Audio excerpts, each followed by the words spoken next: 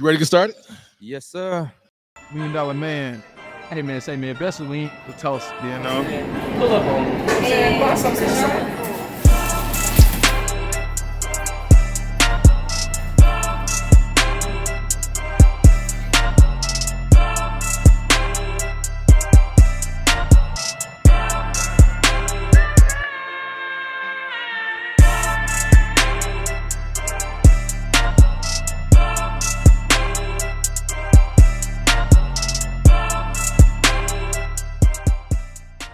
Yeah, this is the Bigger the Food podcast. As you know me, my name is Apollo Woods. I am your host for the podcast, and we travel around. We invite many amazing guests, and I am fortunate to have the opportunity to talk to what I just found out, my frat brother. Yes, sir. We in here. Two Ice Cold brothers making it happen up here in Tulsa. So just tell the people who you are, because you have this brand, these amazing wings, and this sauce brand. We'll dive into it. Yes, sir. So tell the people who you are and what is Kingsway Wings. Gotcha. Well, for the people that don't know, man, my name is Jimere Parker. I am a husband, father, entrepreneur, serial entrepreneur. And 2 years ago, October 5th, we started Kingsway Wings. Actually, it was King's Wings starting out.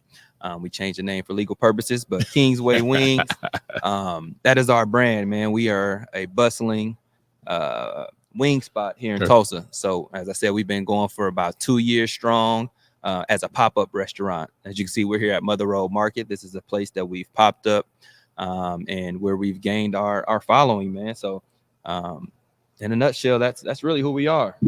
Man, I love it. So I don't want to go back to, I'm gonna ask you some questions that they might feel like I'm pushing you a little bit, because I think what's important, that the reason why we do this podcast is I want people to understand like the stories behind what you do. It's not just about the food. It's not just about the wings. Right. There's really a story behind it. And I want people to get the mindset of what it is to be an entrepreneur and to be in this space. But let's go back to the earlier days. Yes, sir. So, we talked before, and what was the start of you thinking about, what influenced you to be involved in food?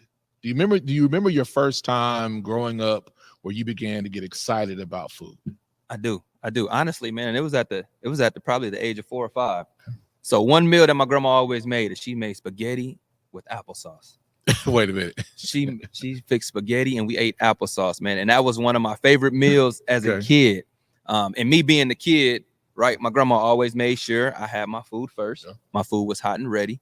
And I grew up with a grandmother that had 6 kids, right? Okay. And 4 of us lived in the house all together at once. So food was a big part of our history, of our culture, right? Grandma always was in the kitchen cooking. And like I said, I was the only grandchild at the time living in the home. So I'm having a hard time unwrapping this spaghetti and applesauce. You never had it? Bruh, listen, I'm from Oklahoma. Okay. I don't know if we consider ourselves Midwest or not, but it's spaghetti and toast or garlic bread. And if you were in Midwest, I was in Missouri. It was spaghetti and catfish, which I feel like that's strange too. Nah. That's just not what we do. But you said spaghetti and applesauce. Like, is spaghetti the main dish, applesauce is the dessert, or is that like it's all on the same plate touching each other?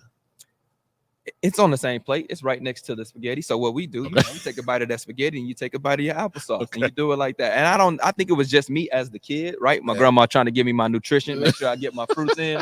And that was the only way that I was going to get it. Okay. But that mixture, you have to try it. Right. Don't knock it until you try it. Because the catfish and spaghetti, there's a lot of people in Oklahoma that don't know about that. And I'm probably I grew up on that. I grew up on catfish and spaghetti, but the catfish and the spaghetti and applesauce is amazing. And I've even turned my kids onto it. Okay. And now they love it. Okay. I'll give it to you. Something I might consider try.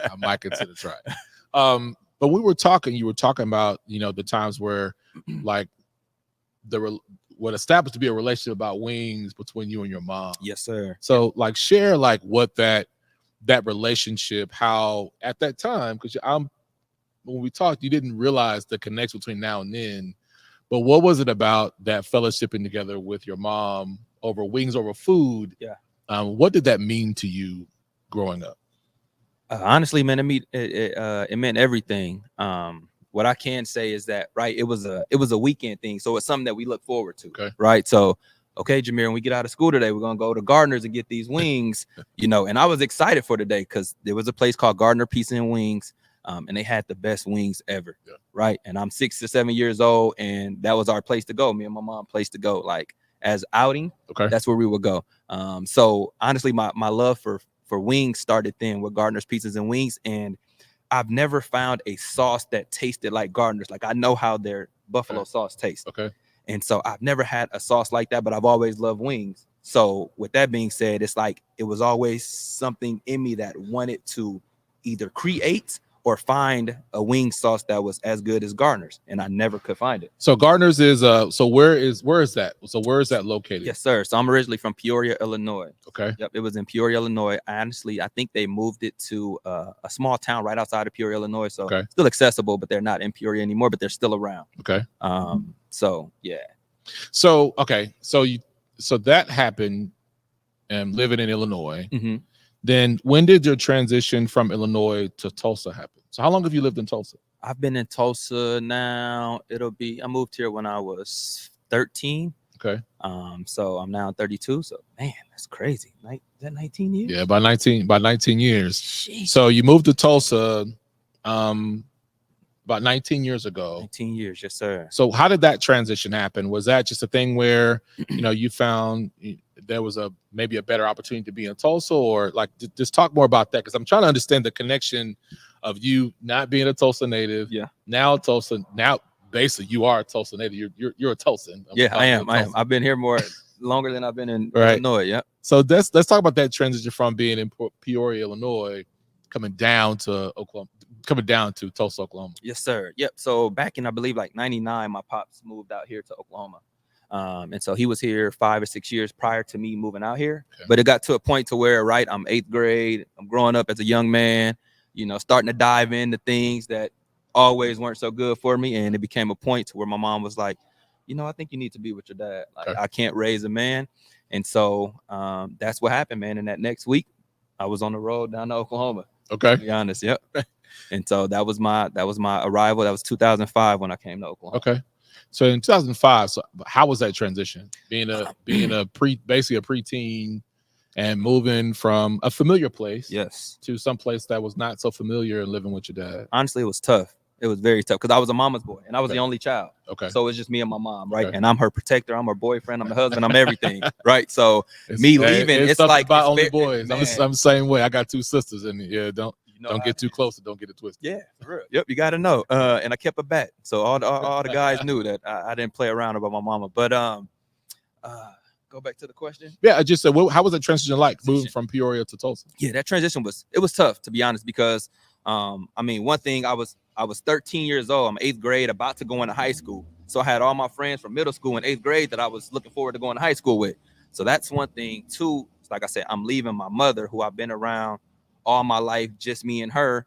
And now that I'm getting older, I feel like I need to be more protective, or I can be more, Yeah. And so me moving at that time was very tough. And then the third thing is that I moved from a 250 kid middle school to Tulsa Union, to where our freshman building had 2,000 kids itself. Wow. So that was a culture shock for me, right? Like, I didn't know anyone. Well, thankfully, I had a sister. Yeah. I had a sister here, same grade. Okay. So she was able to introduce me to people and her friends. So I was able to kind of get adjusted a little more. But it was still tough. It was a tough ride, man. Yeah. So then you go from by living here and getting adjusted. Mm-hmm. When did this desire to be an entrepreneur start to fester up, where you talked about the connection with wings and your mom, adjusting, moving here to Tulsa, and then at what point do you recall you wanting to be an entrepreneur? Because that's a choice. It is. Entrepreneurism is a tough thing to do. Yeah. It's not always about like making a lot of money. Right. Entrepreneurship, my perspective, is about, it's a leadership development, it's character development, it's becoming a better person. Yes. So you can lead people or you can create. This is true. When did that spirit of entrepreneurialism start for you? To be honest, man, I've had this spirit since I was 9 years old. Okay. So at 9 years old, I started cutting grass. I started getting my own money. And once I started getting my own money, that was it. Like I knew how to make money. And so my dad was always an entrepreneur from the age of 9. So he owned a retail clothing store. So what I would do is on the weekends when I didn't have school, I would go work with my dad. Make a cool 40 or 50 bucks on the day or during the weekend. And, you know, I was set. I'm 9 years old, 10 years old. I'm set for the week. So that's where it started. So your dad is from Tulsa? My dad is originally from Peoria, Illinois. Okay, he's from so your dad is living in Tulsa and established himself as an entrepreneur in Tulsa as well. He did, owning a retail clothing store. He now owns a car lot, but he transitioned from the retail clothing store. But like I say, as far as I knew, man, when he would come back to Peoria, you know, and we were at this point, we were pushing clothes out of van. So I would be rolling around with them, and we're selling clothes out of van. We'll pop up at certain places, and we'll just get to it, right? And so that just taught me the access to money, how you can make your own money. And I loved, like, my dad had the freedom, right? He lived out of town, but he could come and, you know, like once or twice a month, he was always traveling back. And on those times, I looked forward to going with him because I knew I was going to make some money from selling his products. So do you think being around in that pivotal time of your development as a preteen and a teenager, having a chance to see it, I mean, you had the spirit in you, but having a chance to see it with your dad opened your eyes and made it seem more real of the possibilities to become a person that can have their own and create their own? Most definitely. Because I mean, and I know my dad wouldn't mind me sharing, but my dad's a felon, right? So he wasn't going out getting a job. It wasn't that easy for him. So he had to make his own income.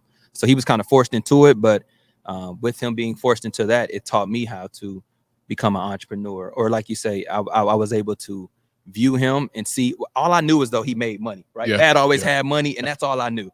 Until now, right? You get into business and it's a lot more complex than just making money. But at that time, it was just about money. I just saw my dad making his own money, and I was making money, so I was happy as well.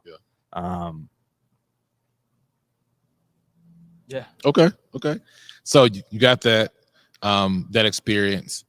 So then when did this reality of, you know what, I want to start making wing? Nope.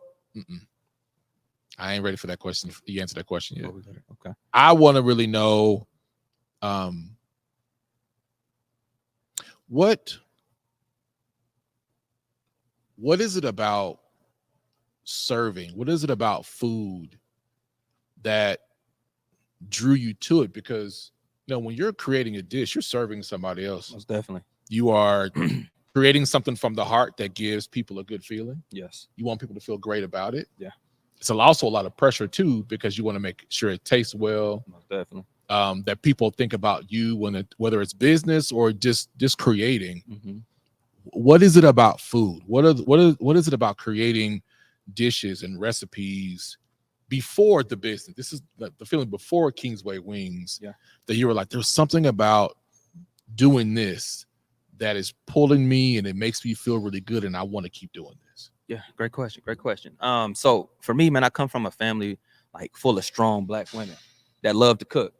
And so our family we're pretty close growing up. So we always had get-togethers. We got together for Thanksgiving, for Easters, and everybody is cooking, right? And I always I was the kid that ate all of my food and I went back for seconds, right? You know, some kids play with their food. That was not me.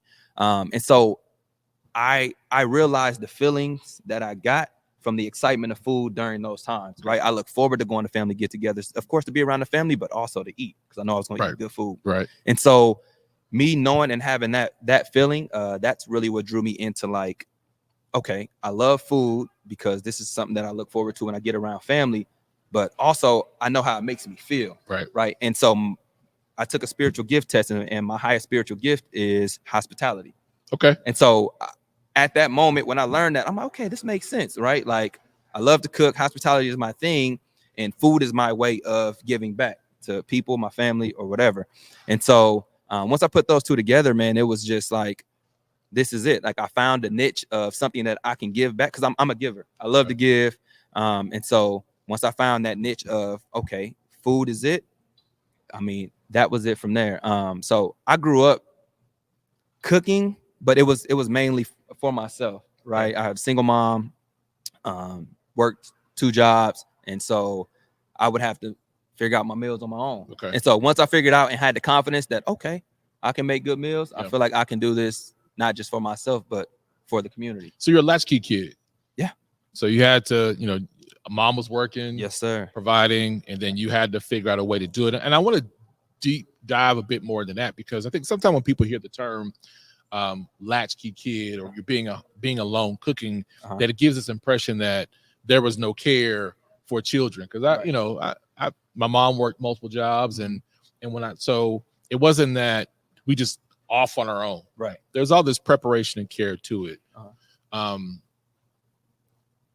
How do you believe that your mom and her working as hard as she did, the times that as you were growing up, what did you observe how she prepared for you to be able to take care of yourself while she was out working? How did you see her prepare or provide for you while she was having to be away working and providing, and you were at home, making spaghetti and applesauce? Great question.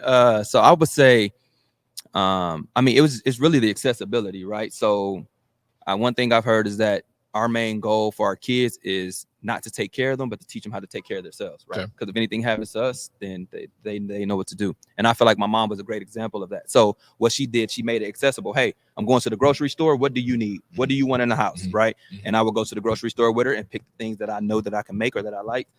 So really just setting me up for having the access to the things that I've needed. Now, what I do with what I need is whatever I do with what I need. Right. But she made sure that I had food accessible.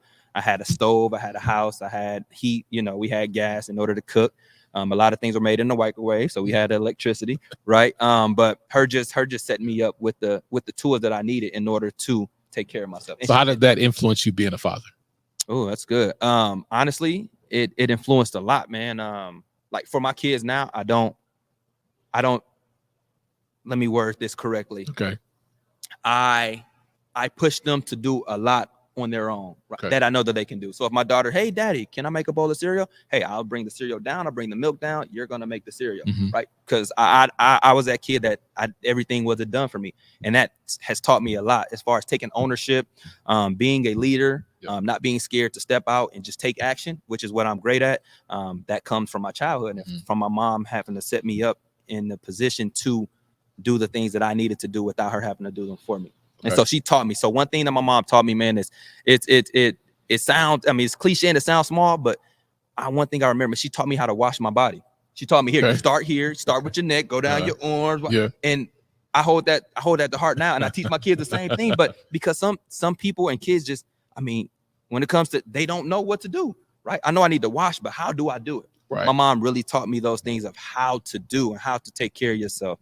And so that makes me a better father because I do the same thing with my kids. And so if I'm not around, my kids know how to make their own food. They know how to make their own bed. They know how to get up. They know how to use a phone. They do a lot of things that I could do for them that I don't. And so, and that translates from my childhood. It's interesting that you even mentioned teaching.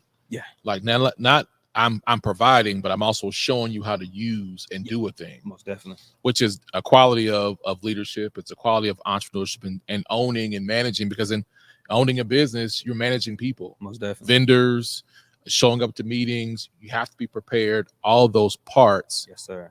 So can you now see, looking back, how those life experiences prepared you to be an owner of a business in Tulsa, Oklahoma? Honestly, yes. Specifically, I would say, so one thing is, so I played basketball growing up, and in 8th grade, we stayed literally probably a mile from the school. Okay. And so one thing that my mom wouldn't do is she wouldn't set alarms. She wouldn't wake me up. Okay. I had to do all that on my own. And that's hard for an 8th grade boy to get up on a Saturday morning at 6 a.m. and go to practice. Mm-hmm. That's tough.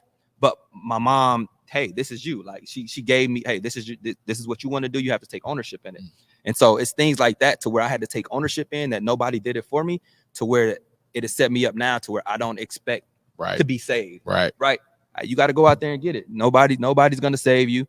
Right. And if they are, then it's not going to be forever. Right. It's a momentary thing. So you have to learn and know how to fish. Right. And not have people give you fish. And I do believe that, that's what my life has been. And it's really helped me as an entrepreneur because, like I say now, I take ownership, the dedication that you need in order to succeed in entrepreneurship, the self-motivation that you need. Like I've gotten all that through childhood. Not that I'm saying that I really wanted that, but it did set me up and prepare me for where I am now. I think everything, there's a pathway, right? Yeah, most definitely. So let's talk about Kingsway. Okay. Kind of heard that as you were talking in terms of pathways and whatnot. And so it's a good transition to talk about Kingsway Wings. Yes, sir. Now, you mentioned when we started the podcast that you had to do the business the right way and think about trademarking and branding, but not so much that's the question, but more of getting to the place where you decided, I want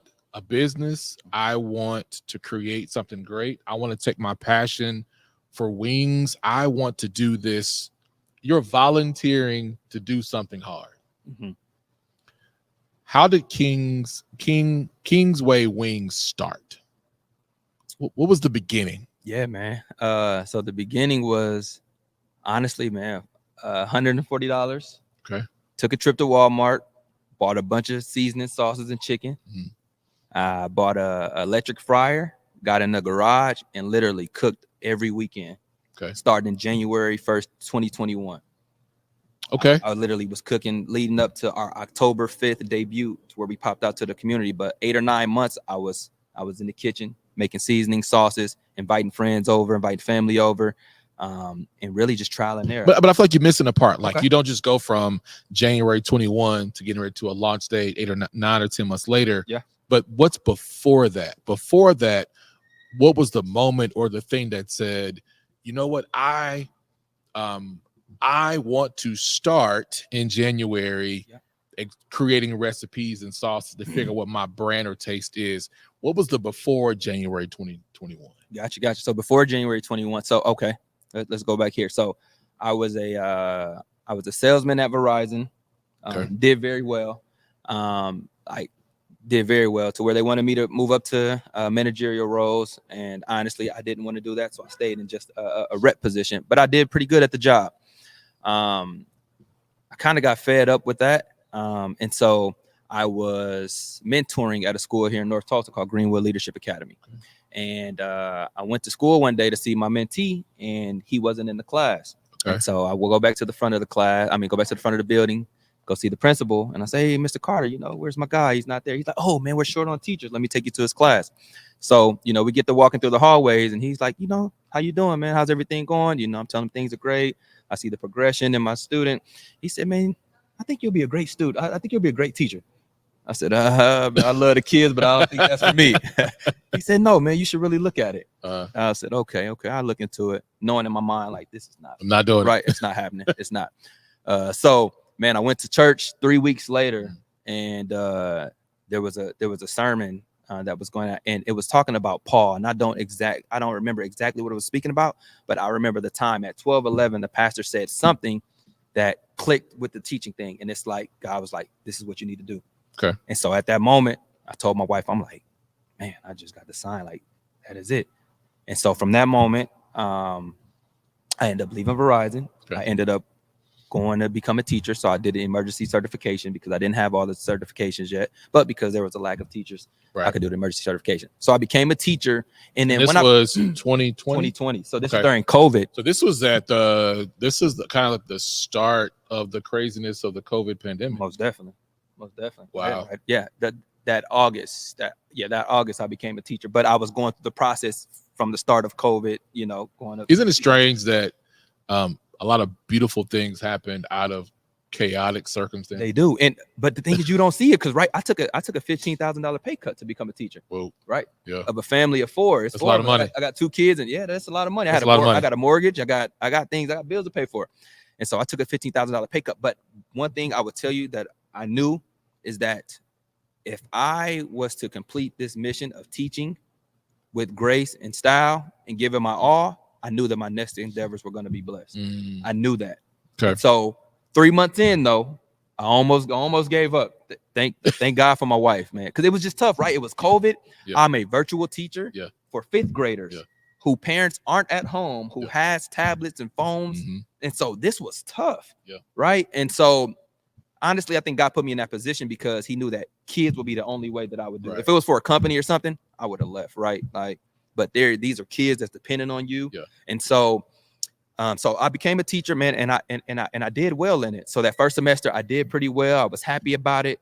But over that winter break, that's when I really started diving into cooking, right? Okay. Walmart seasonings.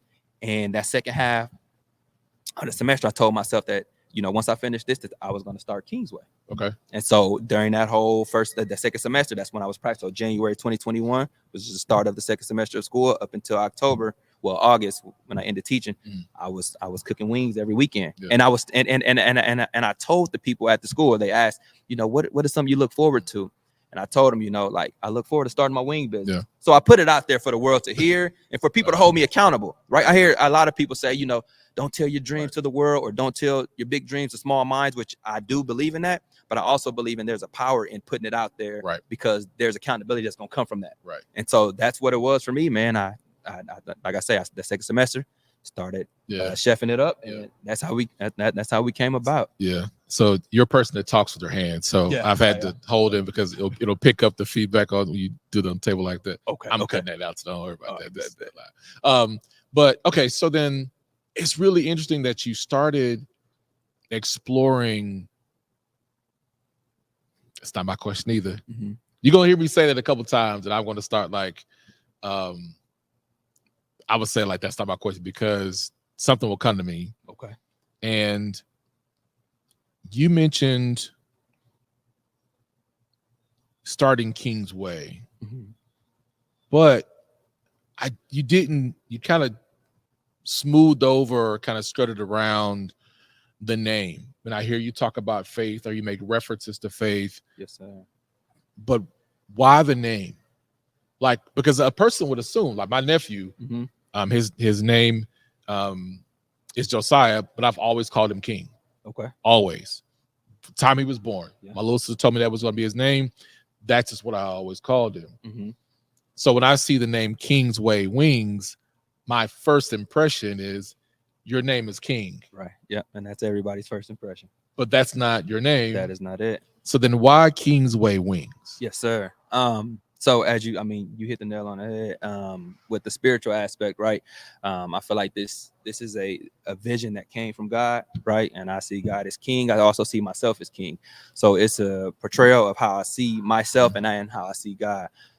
Also, right, there's a play on King's Wings. So when you think about kings, right, we think about hierarchy, and the king is the ruler, right? And so for our wings, I want it to be known that our wings are at the top of the hierarchy when it comes to the food. But were you asking for a competition when you did that? Were you asking for people to challenge you? You say your wings are the best, so let's line it up. Me and you, a cast iron, a deep fryer. Take your seasonings. You got your sauces. Let's line it up like in football. Let's line it. Oklahoma drill. Yes, let's line it up and see who got the best wings. To be honest, that wasn't my intention. But it's honestly worked well in our marketing. Okay. Right. We brand ourselves the best wings in Oklahoma. So what that's going to do is somebody that loves wings, hold on, best wings Oklahoma, let me test this out for myself. Right. So it gets people to come and try it. And then once I get you to try it, and I got you. So it was a marketing play. But it literally came to me in my time of literally sitting down, planning out the business. It literally just came to me. It's like King's Wings. That's it. Mm-hmm. That's it. Because I had a couple different names that I was playing with. Right. But when King's Wings came, it instantly was like, this is it. And so I went with that. And obviously you guys seen the name has changed to Kingsway Wings. That's because of legal purposes. There was a King's Wings already trademarked. Okay. And so we had to change it up. But our whole aura and how we would set up our brick and mortar will be like a royalty style. So we had to stick with the King theme in order to fit the aesthetics of the business. Okay. So I noticed that you seem very attuned to the voice of God. Yes, sir. At times. What is it that, we all fall short of the glory. But how does that play into you making the decisions about your business? Because you could have done this in many different ways. You could have taken an easy route. You could have pursued a franchise. You could have worked with more partners. There's many things you could have done in creating a business, but the route that you chose was one of intentionality, was one of greater purpose. Sir. How has your faith played in you becoming a successful entrepreneur? Man, I recently I told you I was gonna come for the good questions. You coming with them. And man, I recently saw a post that said entrepreneurship is more than a spiritual journey than anything. And when I saw that post, that resonated so deep within my spirit, because it is. Yeah. And honestly, I think we've been able to succeed because it's not me. Honestly, if it was Jimere's wings, Jimere's wings might have been shut down a year ago, right? But because of this King's Wings, I see the vision. It's bigger than me, right? Just like the podcast, it's bigger than food, it's bigger than Jimere. So that's my accountability, right? When we do good in sales, and I want to go and blow the money, but it's like, hey, this is not just for you. Like, you have a bigger purpose in this. So that keeps me accountable. It keeps me grounded. To be honest, man, it's the spiritual aspect. It's the God, it's the intention behind it that keeps me grounded. Because, like I said, if it was just me, we might have failed a while ago, or I might have quit a while ago, because my first pop-up was not ideal. Wow. Right. Okay. It was ugly. It was okay. Man, it was terrible. Talk about that. Talk about that. Because people, the pop-up craze has been popping up all over the place. I meet a lot of people that say, I'm gonna just do a pop-up. I'll do a pop-up. Yeah. I'll get the chafer dishes, or they'll pop up with a tailgate tent, and they'll just be somewhere and expect that pop-up was going to be successful. Yeah. What was your first pop-up experience like? It was terrible. So we had, I literally, it was 40. We had 44 orders. Okay. I had people, literally, the longest person waited an hour and 20 minutes for chicken. I actually gave their money. Whoa, wait a minute. Someone waited an hour and 20 minutes for chicken. An hour and 20 minutes. My orders were my average order time was probably 45 minutes. Wow. And so I had no processes. I'm just going, I'm going in there, right? On faith. But didn't visualize anything really. I kind of went in and we just got to it. But what I didn't understand, right? I had one fryer. Okay. I'm doing everything with one fryer. And so if I have it takes 12 minutes to drop fresh chicken. Okay. So while I have orders coming in, I'm still waiting for fresh chicken. So it's 12 minutes to finish the order. You got 40 orders. That's 40 times 12. That's 480 minutes. Man, good with the math. So you're talking about 2 hours to complete 40 orders. Yeah. 2 hours each. Well, no. So we popped up. It was for a full day. So we had a full day. Okay, so you had a full day. Yeah. We had a full day. We were open from 11 to 9. So for 10 hours, you had 40 orders over the 10 hours. Over the 10 hours span. But it took, the longest order was over an hour. Over an hour. So I think we had about 7 tickets. And with those 7 tickets, I had to drop fresh chicken. And so I couldn't do anything, couldn't make anything, because everything is ran through a fryer. Right. And so I didn't bring my own personal fryer like I do now. Like, our processes just wasn't there. Okay. And that's something that a restaurateur told me, is that a restaurant is only as good as its processes. Right. Yep. And so now we do 40 or what we done in a whole day, we do in 2 hours now. And I mean, the wait time is no longer than 20 minutes. Oh, so that's good. Yeah, we scaled it down like tremendously. But it's trial and error. And then on the icing on the cake, right? So we finished the hard day. It was a terrible day, right? And so we get the cleaning up, mopping the floor, everything is good, but the fryer. So I go and clean out the fryer. I let it do a boil, and what happens? The fryer spills out all over the floor after we just got done cleaning. And so we're already tired, right? You've been on your feet 10 hours. You've been over a fryer. And then right at the end, where you think you're done, the fryer boils out. And that was a tip. I was like, I don't know if this is really for me, and I had, thankfully, rest in peace to Uncle Aaron, man. Yeah. But I had our uncle come down, and he really was like, man, it's okay. Like, this is part of the kitchen. Like, let's just get it done. And he actually mopped it up and gave me the chance to just catch a breather. And it's pivotal people like that, that helps you with, that you need around, that helps you with your dreams and your goals, that's going to push you forward. But say all that to say, man, it was a terrible ending. It was a terrible day, but we stuck it out because, like I say, it wasn't about me. At that moment, like, I felt it. If it was up to me, it's like, this is it. But you have to have those, like, that's the beautiful journey about entrepreneurship. Like, and I was talking to a good buddy of mine yesterday, and he said someone asked him about becoming an entrepreneur, and he would say, don't do it. Because if many people get into it because they see the glitz and the glamour, the chances to make money, but some of the hardest times and long days, the failures, the shortcomings, the times when you don't get that pat on the back, Yeah. you know, being taken advantage of. You want to experience all of that. That's why it becomes a journey of personal development is going to happen. Do you still want to do it when that happens? That's true. Your very first pop-up was not a good experience, and you decided, I'm going to try it again. I'm still because I had a passion for it. And I put in the work. It's like it's gonna cost me more to stop here than to continue to keep going. So yeah, we stuck it out, man. And so what's next? So it's okay. So you have established yourself. We're here at Mother Road here in Tulsa, Oklahoma. Yes, sir. A great venue with many local businesses. You're in the Kitchen 66 program. Yes, sir. So what is the Kitchen 66 program, and how has that program helped like business owners like yourself here at Mother Road? Great question, man. Well, hey, Mother Road, just to start out, Mother Road is amazing. It's a great place. And Kitchen 66, what it is the entrepreneurial programmatics, I would say, of Mother Road Market. So Kitchen 66 is a membership based organization, I would say, and what we do is we pay membership fees in order to utilize a kitchen. So there's a probably 2,000 square foot, it's probably more, I don't know, about 2,000 square foot kitchen.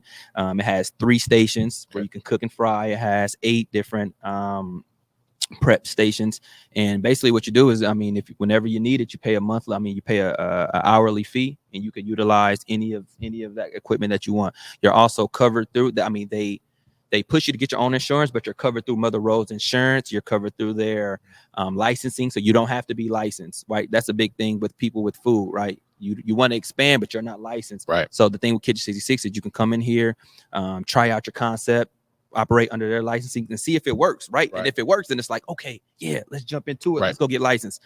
But it gives you the chance to practice a restaurant without having to fork out tens of thousands of dollars, right? I didn't have the money coming into this. I didn't even know if it was going to work, right? I just know I have a passion for something that I like, with your wings. And so coming in here, man, they give you a designated kitchen space in the midst of all the other restaurants that are in here. So you're operating like a real restaurant, and they give you, they provide all the equipment and everything you need. All you have to do is bring your food. And so, man, that has been an amazing opportunity and help for us. Like I say, I believe every state, every city needs a Mother Road Market, because it allows the local entrepreneur to jump the gun, to get off his feet and make something happen, and test this concept, see if it works with the community or not, see if I need to pivot or not. But it's better to do it then than to fork out $100,000 to a restaurant, and then 3 months down the line, you're like, man, nobody likes my food. Right. Now I'm $100,000. And it's expensive to be in restaurants. Brick and mortars are expensive. And it's beautiful that Mother Road is providing, people like yourselves and others a chance to, I don't say experiment, but a chance to learn more about the processes necessary to go out on their own, to be more of an independent. But you're in a community of people who are on the similar journey of a food-based product, whether it's doing catering or whatnot. So when I walked in, there was another caterer preparing for a meal too. So if you take your commitment to Kingsway Wings, what is an opportunity that you've been provided that you did not expect to happen in this short 2-year journey? Oh man, there's been many, to be honest. I would say one of the first ones was us being in the running for a permanent spot in Mother Road. Wow. Yeah, so that was we're probably almost a year and a half in, and the spot opened up in Mother Road, and we became one of the finalists for that spot. Okay. Of course, we didn't get it, and we're happy about who got it. LaRue, shout out to LaRue's. But yeah. Yeah, that's a really big deal to say that, within 2 years you've had a strong opportunity to have your own permanent space. And I don't see it as something that was unfortunate, because I believe that every opportunity leads you to where you're supposed to be. Yes, sir. But what did you learn in that process, in the application process, or in the opportunity of learning? Is a brick and mortar or a permanent space right for us now? Or did you learn, yes, it's right for us, but there's some things that we need to prepare for so we can be long-term down the road. And that's it. Yep. That the second part. So what you said, yep. It was right for us. It just wasn't the timing for us, right? We weren't licensed. We didn't have a lot of things that we thought we had in order for that. So what that did is it really showed us what we needed to do, what we needed to work on. But it also gave us the grace and the timing to continue to work on our concepts, work on our recipes. So honestly, our journey has been very unorthodox, right? Being a pop-up restaurant for 2 years, like literally not owning when I say pop-up, people are like, okay, cool, where's the food truck? I'm like, we don't have a truck, we don't have a building, all we have is equipment, right? And we take our equipment and we pop into places that has a full kitchen and we'll do our concept. So you're mobile catering. You can say that. Mobile catering. Mobile catering. Yep. So if you need catering, I can come to you. You can come to me. Or there are some schedules that you have at Mother Road. They can come to you at Mother Road, or you could definitely go out to yes, sir. Yes, sir. 3 ways. So Mother Road, we pop up in the takeovers. You can come there. That's over the counter service. We can do catering. So if you need us for an event, or if you have a spot, like, so we just recently got a partnership with the brewery across the street. So, maybe 1 or 2 weekends a month, we'll go in that brewery and operate for 2 or 3 days in their kitchen. Right. And what's better than wings and beer? Right. So it's perfect. So crossing over to another audience. Yes, and so we can't keep going on without talking about the flavors and the food. So you've been teasing us, talking about being in the garage, in the lab, creating seasoning and spices. And right in front of us, you have your own sauce and seasonings. Yes, sir. How would you describe your flavors? I want you to do it in a way that you as a person that enjoys wings, that loves wings, yes, not as the creator, gotcha, not as the owner, gotcha, not as Jimere, not as you, yes, as a person, I really love wings. How would you describe that? Okay, that's a good question. How would I describe it as a wing lover?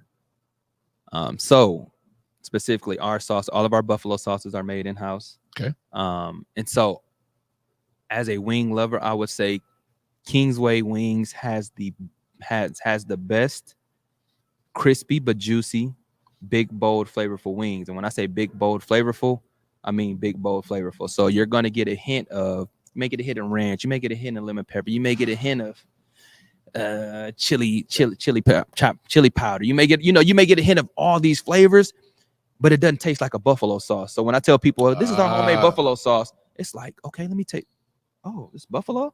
So it's not your original buffalo sauce. So you created the spices to where you can taste and enjoy. It's like a flavor journey. I can taste what's in there. I'm not going to be able to replicate the recipe, but I understand, like, man, I taste this flavor and that flavor, and my eyes and my senses. You're hitting on all senses, yes, which creates an experience. Most definitely.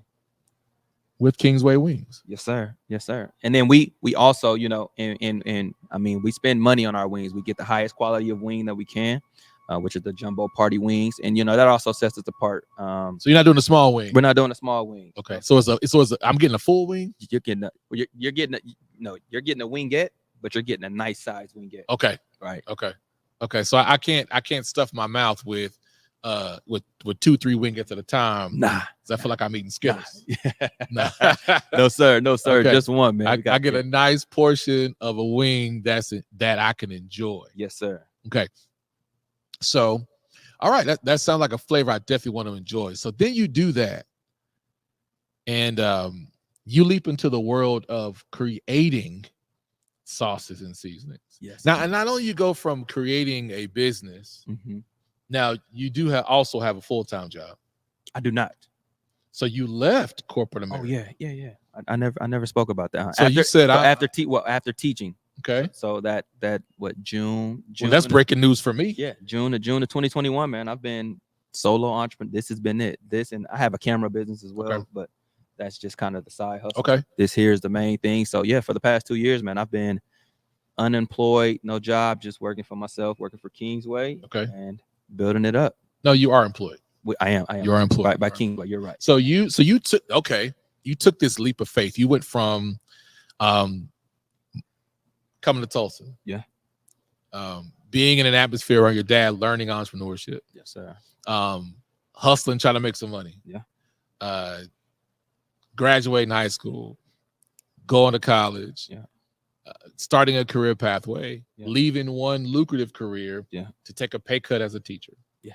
to learn something, learn a skill set, Yeah. responding to a call of God to do something. Yes, sir. And then you start experimenting again while you're in a new career, Yeah. creating seasons, creating a business. And then shortly after doing that, so you left teaching when you launched in 2021?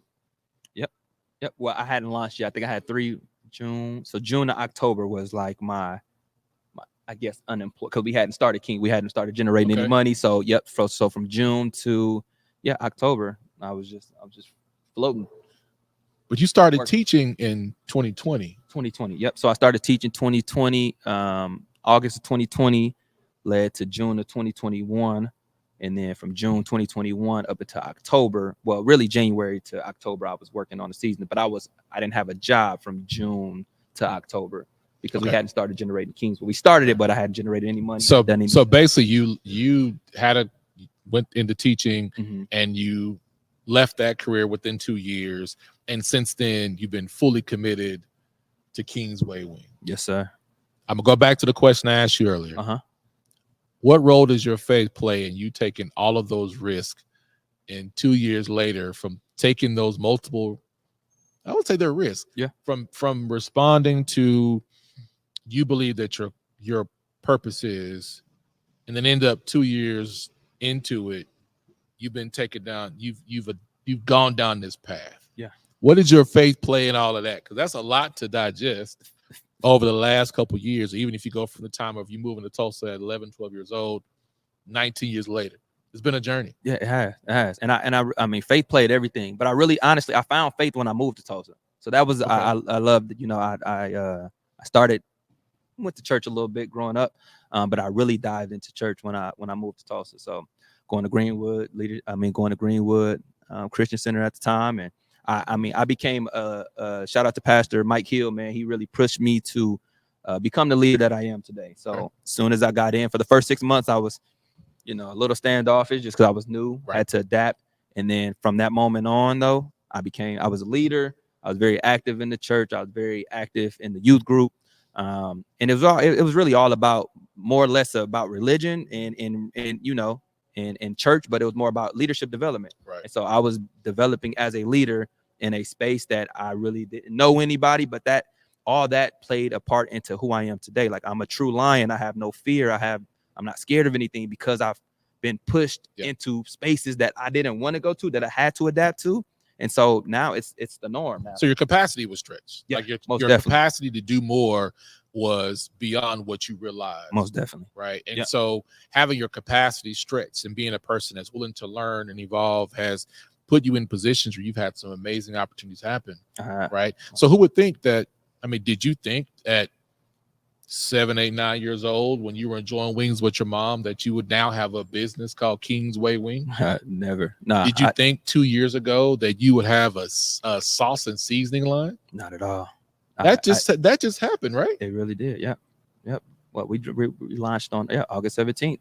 That's a whole nother business to get into. That is. In addition to being a husband, being a father, being a leader, being a manager, being a trainer, being all those things, your capacity had to be stretched to be able to handle it in the way that you are. So we only got a couple minutes left, and I want to, if you're willing to answer the question. Yes, sir. What's next though? What's next? Like, you've in these short few years, you've done some amazing, bold, flavorful things. You describe your work. Yes, sir. I like that. But what's next? What's next? Like, what's the next bold thing that you like to share? That this is what's coming, or y'all just gonna have to wait and follow us, because I feel like I believe that people that take bold, purposeful steps, especially in the purpose in our pathway, that it's not a risk. It really isn't a risk. Yeah, that's what's supposed to happen. It's true. So then, what's next for Kingsway? What's coming? What's coming for Kingsway, man? Well, we know this. A brick and mortar is coming, right? We get people asking us all the time, "Hey, when are you guys getting your own place? When is it coming? When is it?" It's happening. I don't know when it's happening, but I just know that it's happening. You're in the process. And I'm in the process. But you know where? I know where. It's not necessarily when it's going to open. When it's going to, yep. But you do have a location. We have a location. We found a spot In North Tulsa. And in I guess you could say Kendall Whittier. Okay. Yep. In the Mother Road, right off Route 66. Okay. So along historic Route 66. Yes, sir. Right. Did you think that was going to happen in this time frame? Did you think the opportunity to have your own brick and mortar for a business that you just launched 2 years ago? Yeah. Nah. You know, I can't say, because beyond honestly, I knew that when I started this, that everything was going to come to fruition. My main thing is just being patient and enjoying the gap season, right? There's a gap season whenever you start something to where it's the ugly season, right? It's the building, it's the grind to get you to where you need to go. And so that's where we are. That's where we've been in. And I'm okay with that. It's just learning how to enjoy where you are on the way to where you're going. And so that's been my main focus, is just enjoy this, right? The times where I may not have a pop-up for a week, like enjoy those days off. Right. Take some time with your kids, take some time with your wife, take some time for yourself and enjoy it. Like, because you're not always going to be here, right? You're going to expand. The business is going to expand. You're going to be pulled and pushed in other areas, right? So enjoy the time off that you have. So honestly, that's what I've been doing. And since I've been doing that, to be honest, everything has been aligning. And so I love to say, when you're in alignment, everything aligns. Like, it really takes you being consistent, takes you being dedicated. But outside of that, everything is going to align how you aligned it. And honestly, I honestly haven't had to pull any strings. I haven't had to have any cosigns. I haven't had to do anything extra than do the work that I'm supposed to do.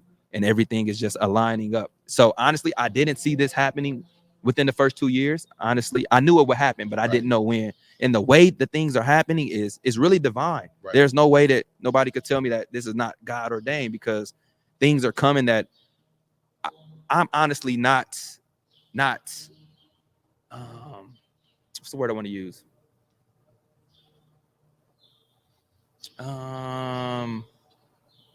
Just to say, things are coming that I didn't think that would be meant for me in the timing, because I feel like I could be doing more, I could be doing better, I could be, but the fact that I'm just doing and staying consistent with it, everything that I need is literally coming to me. So, but it's in the doing. It's like what you said. You said, somewhere I read that faith without works is dead. Somewhere I read that, when you have to make up in your mind that it's possible. Yeah.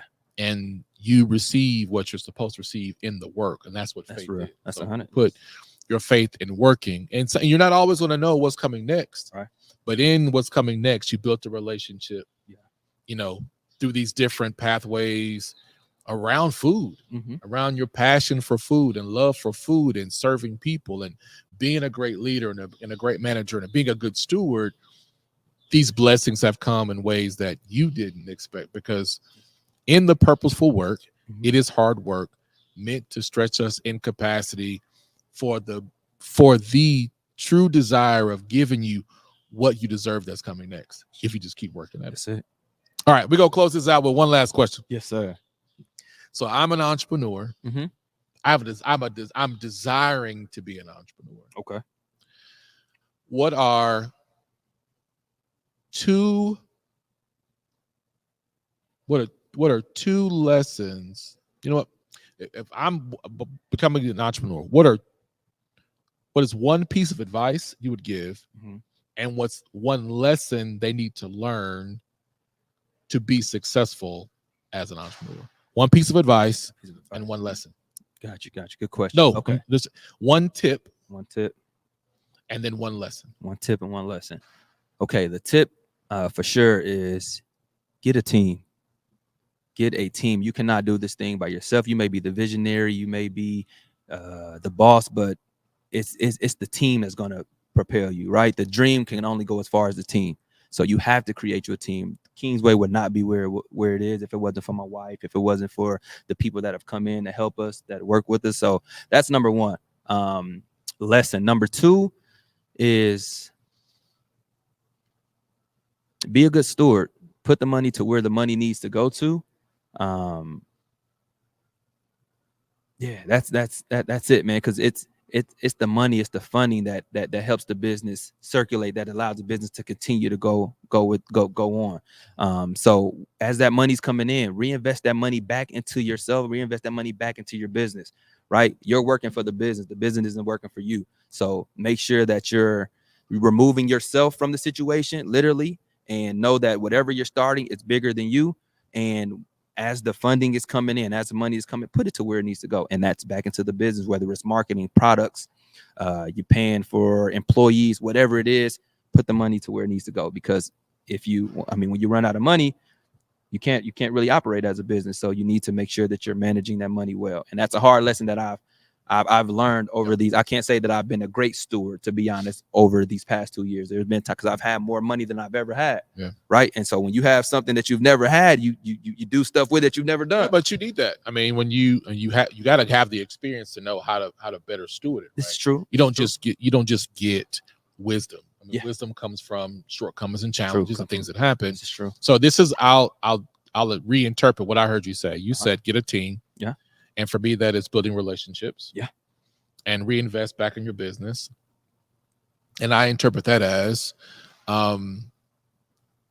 you said reinvestment, but I'll take that as also planting good seeds in fertile ground. Oh, that's good. That's it. So in building relationships and making the proper investments in things that are going to reproduce, yes, sir, or produce a harvest, mm-hmm. that you will be blessed in abundance. And people might hear that and say that sounds very scripture and biblical, but between two men that love God or are followers of Christ, I think that's a principle that anybody can live by, even if you take the spiritual or Christian principle out of it, is that when you surround yourself with people you invest in relationship in, because we live in community, and hospitality is a community. It is it's a garden. It's a place where it brings people together. Mm-hmm.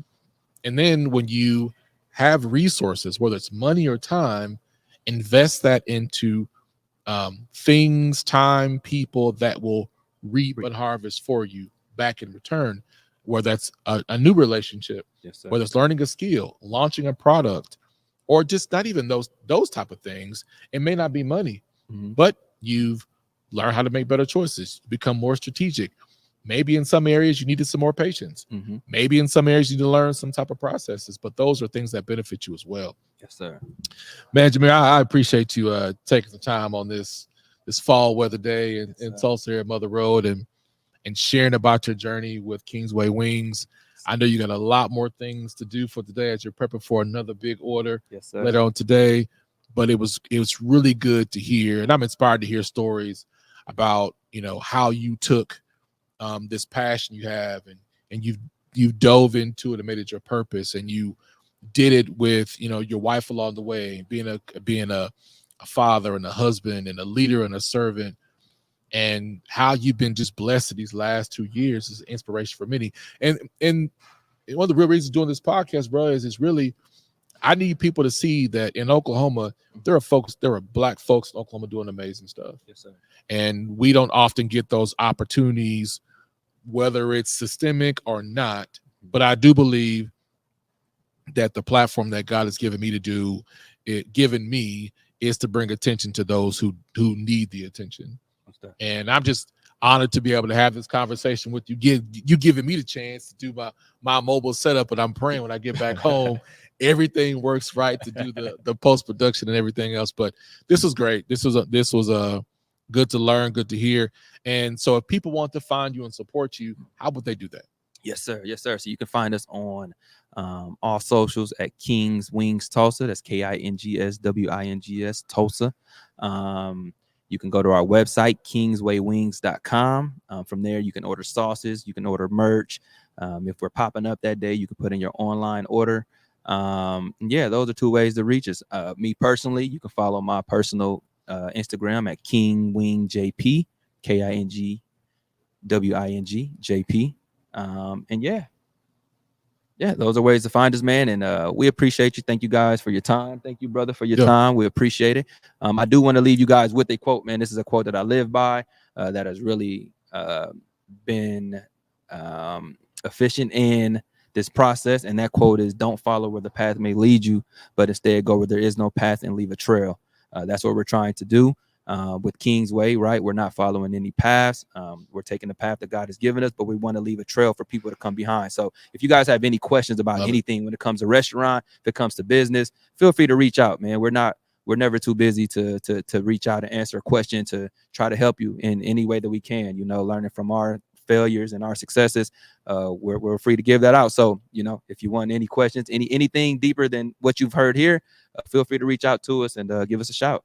I love it, man. And I would have had something great to say, but you did it with that quote. And that's the very powerful and impactful that, you know, you follow sometimes you follow unpaved pathways to leave something for somebody else. That's necessary. So for y'all to hear this more about this podcast, and if you missed it, you can check the replay on our YouTube channel at Black Eats on YouTube. You can do us a favor, like and share this video as you see it, and let people know. And make sure you intentionally support Kingsway Wings. They're here in Tulsa. You can also find them at pop-ups at Mother Road here in Tulsa as well. Yes. But even if you can't find them in Tulsa, you have his social media and website to be able to support this amazing Black-owned business based here in Tulsa, Oklahoma. And he did say they have a brick and mortar coming. So you have to follow them to know when it's coming, and come and support and taste these amazing wings. Yes. And like we always say at the Bigger Than Food podcast, our mission is bigger than food, and be intentional with how you support